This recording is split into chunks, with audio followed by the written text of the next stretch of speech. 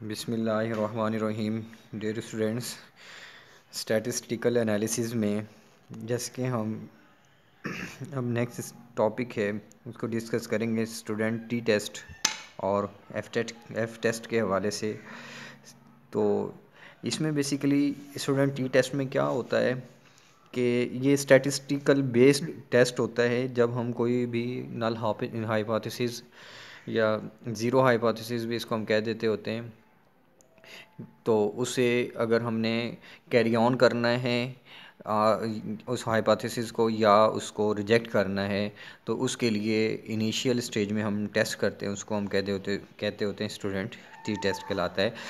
A test is a form of the statistical hypothesis test based on student T statistic and T distribution to find out the P value, probability value find out करते हैं, which can be use to accept or reject the null hypothesis, जिसकी मदद से हम किसी भी hypothesis को accept करेंगे या रिजेक्ट करेंगे। T test analysis if the means of two data set are greatly different from each other, अगर दो डाटा अगर मौजूद है और वो एक दूसरे से बहुत ज़्यादा डिफ़र कर रहा है, whether the population mean is equal to or different from the standard mean, और अगर वो पॉपुलेशन के जो मीन आ रहा है वो इक्वल भी हो या डिफरेंट हो, दोनों केसेस के अंदर। It can also be use to certain whether the regression line has a slope different from zero.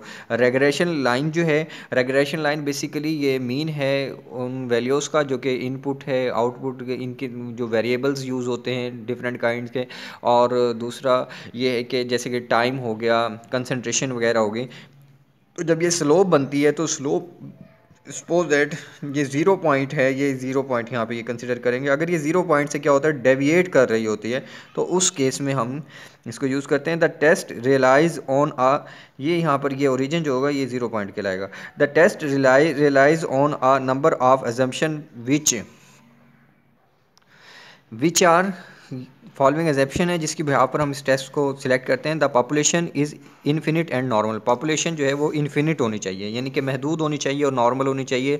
Usually कहा जाता है लेस देन 30 होनी चाहिए population. Population variance is unknown and estimated from the sample. The mean is known, mean जो है वो पता होना चाहिए।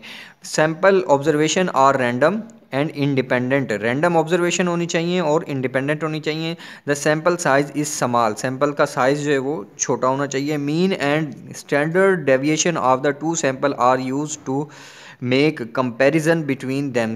तो ये फार्मूला है जो इसके लिए स्टैटिस्टिकली हम यूज़ करते हैं। T is equal to x bar 1 और x2 का बार है, then standard deviation 1 over n1 plus s2 का स्केयर ओवर n2 होल का अंडर रूट। अब यहाँ पर x1 से मुराद है mean of the first data set, x2 mean के mean of the second data set, और s1 जो है standard deviation of the first data set, और s2 standard deviation of the second data set.